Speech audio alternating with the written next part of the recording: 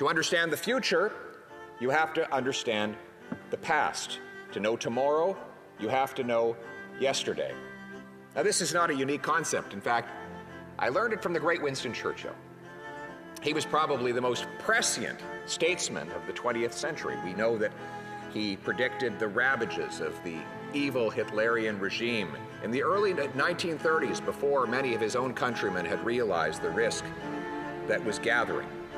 He predicted in a 1931 essay that he wrote in Maclean's magazine, 50 years hence, he would predict everything from the iPad, which he described as a device that one would hold in one's hand and talk to a friend on the other side of the world. He said at Westminster College in Missouri that an iron curtain was descending across Europe, and at that moment described what would become known as the Cold War, before anyone else was able to predict such a thing. Now, how was he able to see so far into the future? He predicted all of these matters into the future because he had so completely understood the past. He wrote 58 volumes of Nobel Prize winning literature, almost all of it historical in nature, and because he understood history, he could tell where the future was going. He understood that our imagination is really just fragments of memory